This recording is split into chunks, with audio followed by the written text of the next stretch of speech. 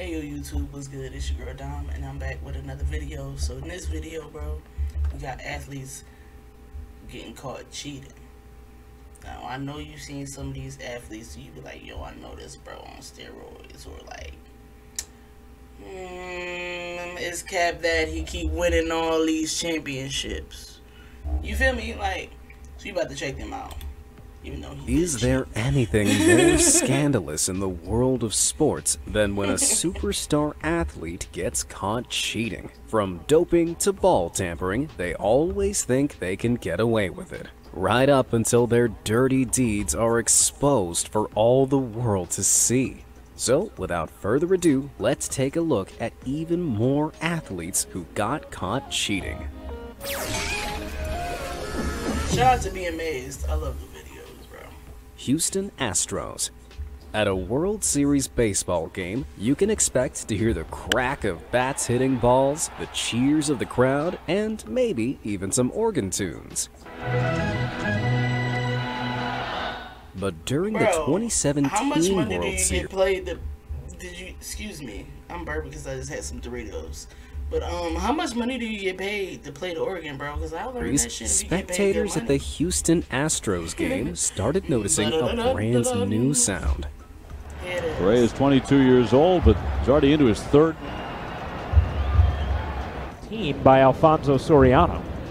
You heard it too, right? Well, that wasn't the sound of thunder. It was actually the sound of the Astros cheating by stealing signs. In baseball, signs are used to wordlessly relay information between players, all to keep a team's strategies as secret as possible. But if the opposing team figures them out, it can give them a huge advantage on the pitch. While this sign stealing isn't illegal, using equipment like cameras to purposefully do so is. And outrageously, that's exactly what the Astros were doing. This setup in the Astros dugout revealed they were monitoring the opposing team's pitcher and catcher through a live feed. Wow, y'all ain't shit. I grew up in Bennettsville, South Carolina, which is a very rural farming community in the PD area. Like, for real. You ain't Then shit. they were relaying the signs to their batters by hitting that trash can. Like here, where the sign for a break ball is followed by someone hitting the can. Oh, here's an example. But for a fastball, there's no can slam. The first pitch poured in.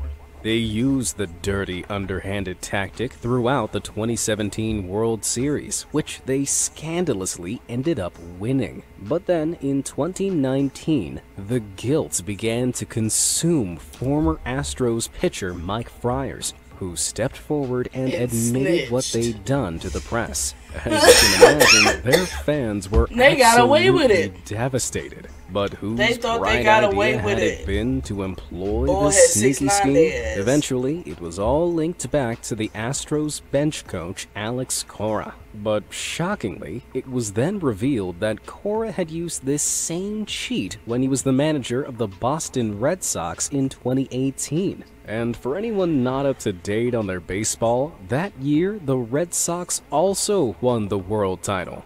Coincidence? I think not! Okay. In the end, Cora was suspended, the Astros were fined $5 million, and both the Red Sox and Astros were stripped of their first-round draft picks for the coming season. But, unbelievably, both teams got to keep their cheat-won world title wins. Now, I want to do a quick poll. After what these teams did, do you think they deserved to keep those world title wins? Or no, go ahead and hit that like button. And for yes, smash that subscribe button. Go on, really hit it out of the park. Hey, what's up, Maro? The hand of God. Soccer is often called the beautiful game, although I doubt England fans felt that way after the 1986 World Cup quarterfinals, in what soon became the most infamous match in history. England got to face off against Argentina on the pitch. The first half of the match passed without any goals at all, but suddenly, Argentina's captain Diego Maradona skipped past 3 England players, slid into their box, and knocked the ball into the goal. From afar, it looked like he'd used his head to bounce the ball in, and his freewheeling celebration certainly sold it as a legitimate goal. But the referee failed to spot that Maradona had actually used his hand to punt the ball in, which is obviously an illegal move. I mean, the English call it football for a reason. Astoundingly, though, there were no yellow cards, no penalties, and the goal was considered valid. The match continued like nothing had happened, and while Maradona went on to score another, more legal goal, England ended up losing by just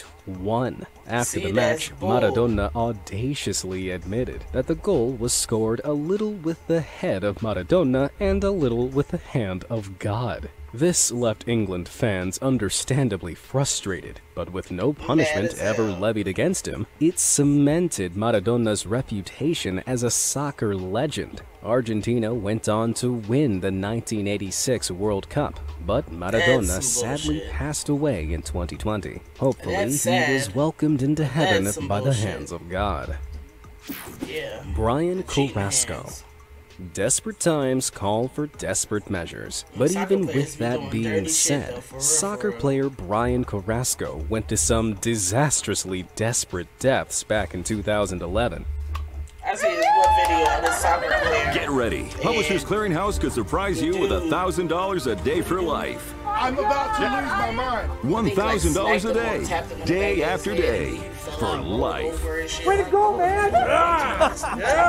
And her during the South American Under-20s World Cup qualifier between Chile and Ecuador, the Chilean defender pulled a stunt that will go down in history for all the wrong reasons. With just 14 minutes of the match left, Chile was losing 1-0 and defending against a throw that was deep in their own half. It wasn't looking good for Chile, but instead of using his head, Carosco decided to use his arm, or more specifically, the arm of his opponent. As the throw was being lined up, Carosco suddenly grabbed Ecuadorian forward Edson Montaño's hand and flung it into his own face. After dramatically rolling about on the floor, the referee saw the imagined infraction and awarded a free kick to Chile. Somehow, Carrasco's pathetic ploy had worked. But unfortunately for him, every second of his dumb charade was caught on camera, and it was replayed over and over on TV while the commentators rightfully laughed at him.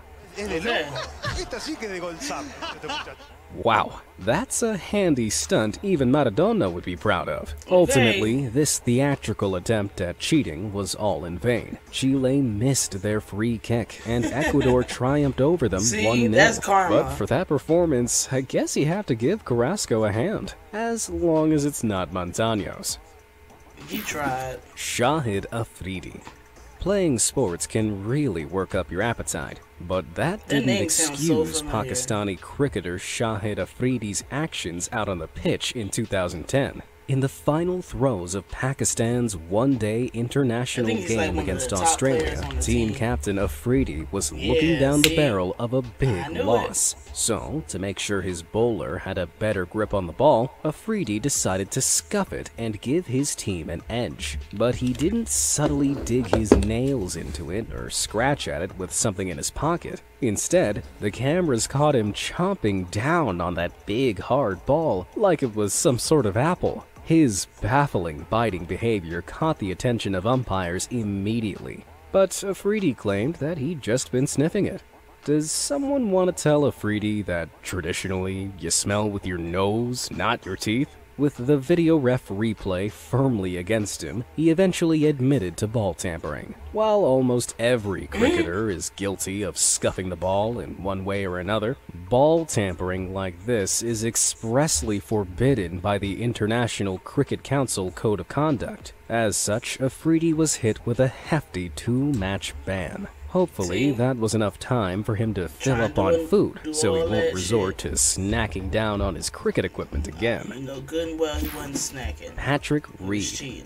When it comes to golf, most people think the sport's biggest cheater is Tiger Woods, but that's the wrong kind of cheating. Out on the green, that title sits firmly in the hands of Patrick Reed. The 2018 Masters champion first came under fire during the 2019 Hero World Challenge when his ball got stuck in a sand. This is Peacock. Describe it.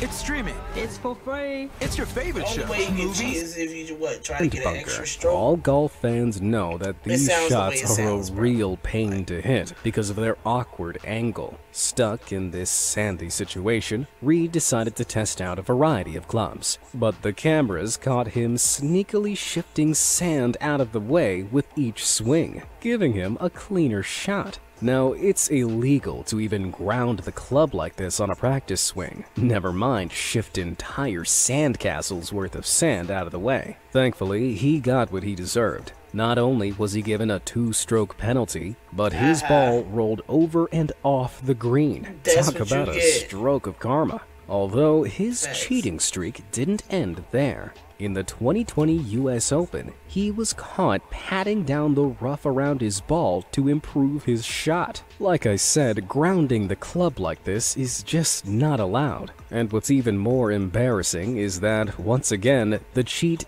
didn't improve his game. His 7 over par performance lost him the top spot. That's all why while he was cheating, being called out because as a serial cheater online. You'd think that'd be enough for him to learn his lesson, right?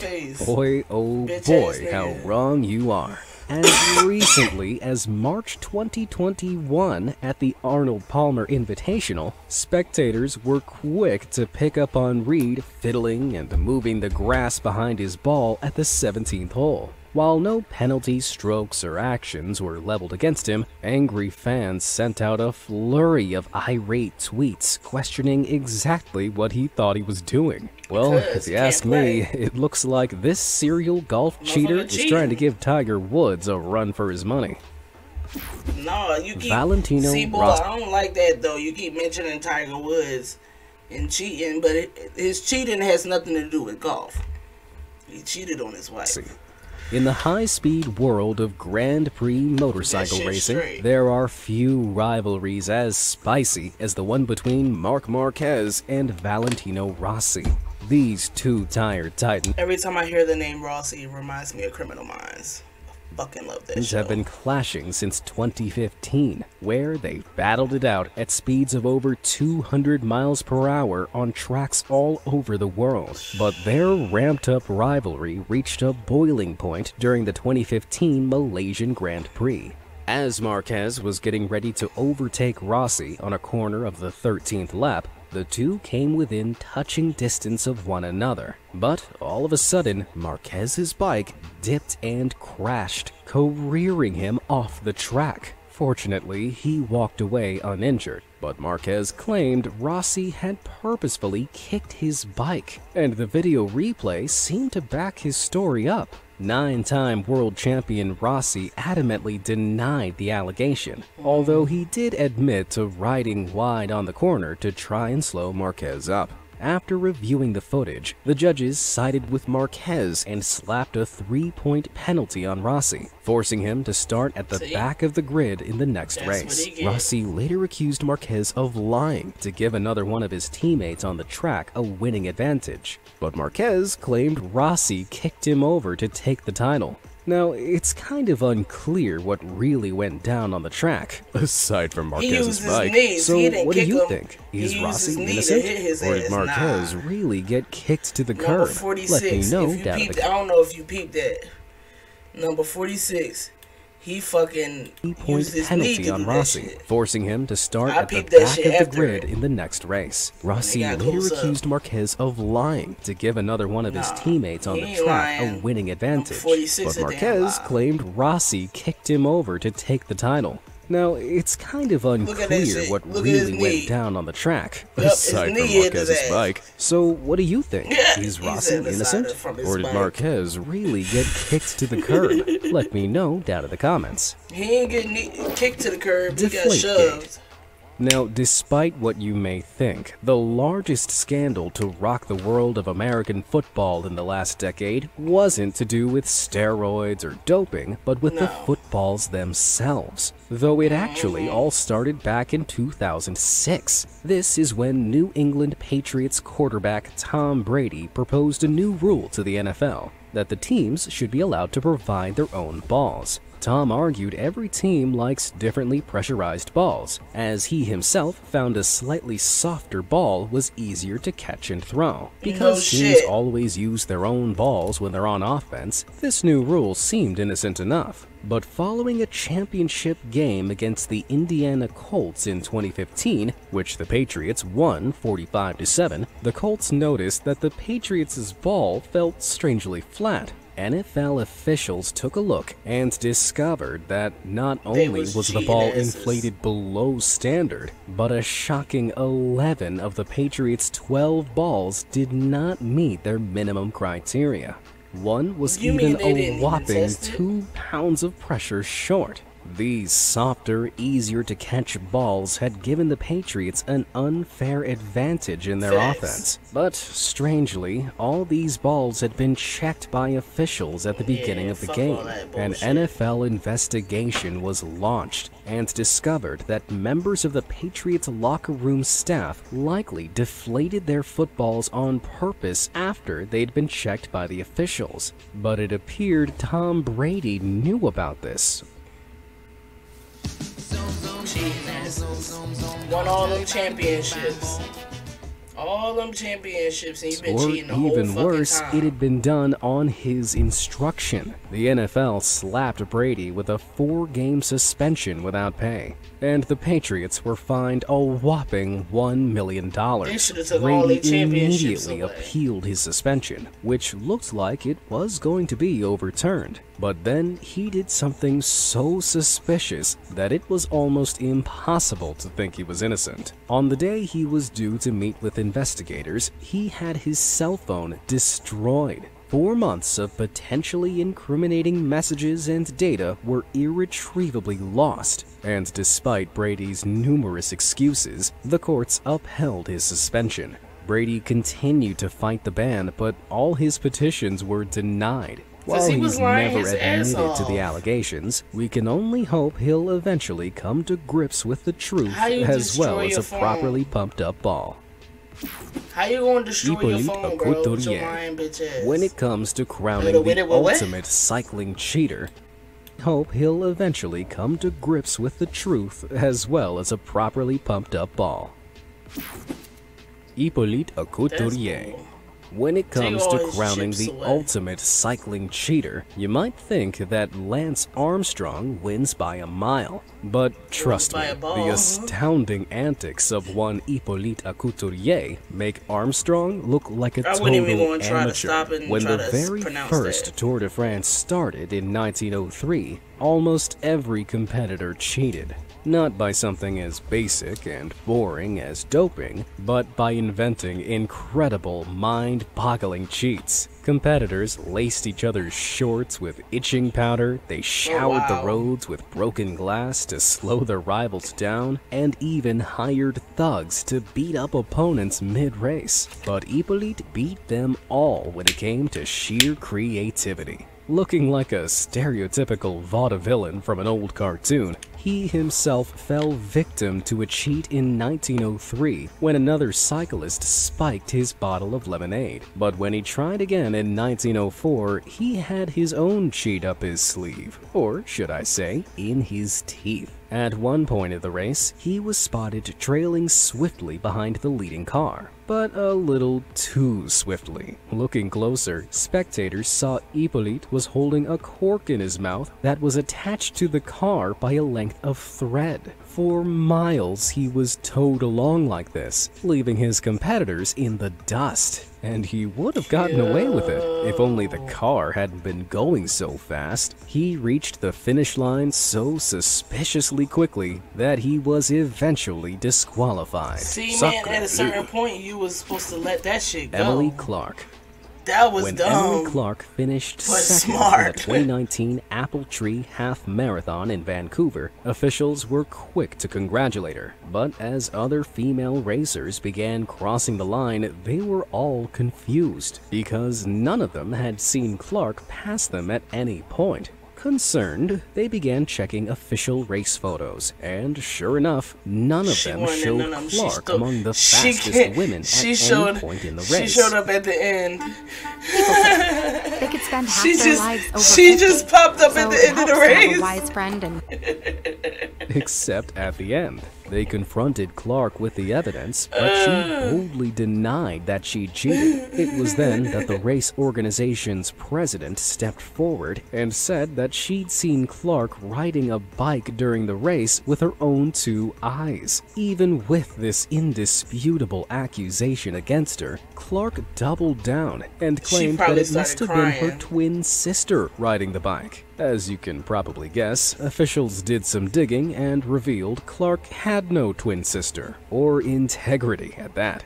Eventually, she confessed to course cutting and apologized, before also confessing to cutting corners in at least 5 other races over the years. Happy with the admission and apology, race officials decided to drop the matter, but the drama didn't end there. Just a few hours later, Clark had the audacity to post this on her Instagram stories, claiming she'd actually been disqualified because of her build. Infuriated, investigators kept close tabs on her and finally caught her red-handed, or technically red-footed, during the Chicago Marathon just 3 weeks later. She finished in under 4 hours, but just one look at her time splits revealed that she'd brazenly cut the course yet again. She started off running at a regular 12.16 minutes a mile, but between the 25K and 30K markers, she suddenly started doubling her pace, running at a staggering 6.13 minutes a mile. So, after running an exhausting 25 kilometers, she'd either found the energy to sprint like Usain Bolt on steroids, or she skipped out on parts of the course. With the evidence piled against her, she was disqualified from the marathon and hasn't run in any officiated events since. For all the corners she cut, You admitted you was wrong. You apologized. And they let it go. But then you went on your social media and try to just claim that it was because of the way you're shaped. Like they were body shaming you. So they got your ass out of here. She still couldn't outrun the truth. Marion Jones. After the 2000 Summer Olympics, Marion Jones quickly became an American household name. The track and field athlete left the competition eating her dust in not 1, not 2, but 5 events. This made her the first female track and field athlete to win a phenomenal 5 medals at a single Olympics, although it hadn't been easy. Jones had been competing internationally since she was 12 years old, but ever since she missed a random drug test in high school, she'd been hounded by allegations that she used illegal performance-enhancing drugs. Though none of the tests she did take ever came back positive, and she was so against them that in her autobiography, she blamed the breakup of her marriage to coach CJ Hunter on the fact he wouldn't stop taking steroids. But in 2004, Jones fell from grace when the corrupt head of the Bay Area Laboratory Cooperative admitted to supplying her with performance-enhancing drugs before, during, and after the Olympics. Not only that, he claimed he'd even watched her inject them. Initially, Marion denied everything, but karma came knocking when her ex-husband, CJ Hunter, claimed he'd also seen Jones inject herself with the drugs. Then, in 2007, after years of allegations and investigations, Jones finally admitted to lying to federal agents about taking illegal substances prior to the Olympics. I pled guilty to 2 counts of making false statements to federal agents. She was forced to return all her medals, her tainted records were erased, and she was given a 6-month prison sentence for lying under oath. Yikes. That's crazy. Boris Anashenko. In the Olympics, one of the toughest events in crazy. She got more time than some of these white-collar criminals can compete in is the modern pentathlon. These competitors must swim, shoot, run, horse ride, and fence to the very best of their abilities in order to bring back the gold. But at the 1976 Olympics, Soviet world champion Boris Anashenko dared to try a different approach. During the fencing event, which was a one-touch-a-pay tournament, Anashenko faced off against Britain's Adrian Parker. Now, the slim swords were designed to electronically register a hit if their tips encountered more than just 750 grams of force. But when Anashenko lunged and missed Parker, it registered a hit anyway. The fight was over, but Parker protested to the judges that he hadn't been hit. Confused, they inspected Anashenko's sword, although nothing seemed wrong. So, putting the complaint down to Parker's want of a win, Anashenko was declared victorious, but he then went on to face ex-Army Sergeant Jim Fox, and the same thing happened. As the scoreboard lit up with points in Anashenko's favor, Fox cried foul. By this point, the judges must have assumed the Brits were just having a good old moan. But a closer inspection of Anashenko's épée revealed a shocking discovery. The wires of his épée had been illegally modified to include a small, subtle switch. When Anashenko hit the switch with his fingers, it closed the circuit and mimicked a hit, without the sword ever needing to touch his opponent. Anashenko was immediately disqualified from the competition, which forced the Soviet Union to withdraw completely. You know he didn't do that. Now you know he didn't do that. He was there representing who? Exactly. Guess he turned out to be Anashenko. This corny. North Korean Olympic meltdown. The 2018 Pyeongchang Winter Olympics was full of unbelievable displays, like the incredible opening ceremony and the shattering of more than 10 world records. But it was North Korea's blatant attempt at cheating that really stole the spotlight. During the men's 500-meter speed skating trials, 16-year-old John Kwang-bom, who hailed from the mysterious Hermit Kingdom, stepped up to the starting line. He had the inside track, along with a small army of cheerleaders rooting for him, so he appeared to have an upper hand in the race. He readied himself, the gun went off, and then Zhang face-planted hard into the ice. But moments later, the naughty North Korean flung his hand out and grabbed the skate of his Japanese rival, Ryosuke Sakazumi, in an attempt to send him crashing as well. Unlucky for him, the split-second decision was caught on camera and broadcast for the entire world to see. Despite the dirty tactic, Zhang was given the benefit of the doubt and the race was restarted. But the second time around, he seemed to purposefully bump into the Japanese skater before tumbling and crashing into the outside wall. This strange attempt at sabotage ended up costing Zhang his qualification into the next heat. But the Olympic judges disqualified him for his unsportsmanlike behavior all the same. I don't know how they train their skaters in North Korea, but they could certainly do with a few lessons in subtlety. No, you could just train to be better. Most people know Mike Tyson for being the youngest heavyweight boxing champion in the world, or for his huge facial tattoo. But there's another, much more infamous reason why people remember Tyson's name. Back in 1997, Tyson went toe-to-toe with Evander Holyfield. And in the second round, Holyfield headbutted Tyson. The illegal move looked like an accident, but it enraged Tyson to the point of no return.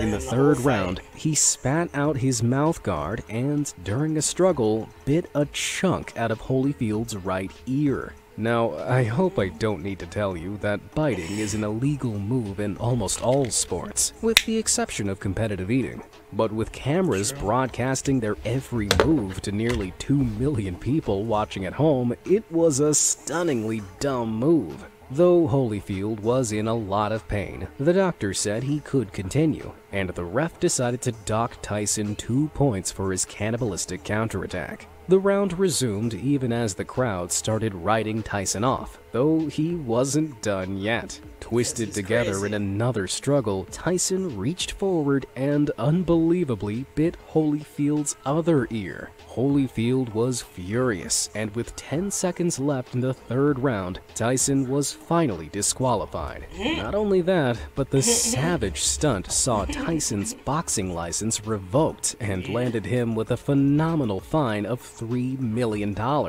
Well, I guess Mike showed the world that if you can't beat him, just eat him. If you want even more athletes caught cheating, why? The smile they put on him earlier was funny as shit, but then why they put the tongue out on there? Like, yeah, buddy ate his ear, but like, anyway, man, I'll catch y'all on the next one, bro. Peace.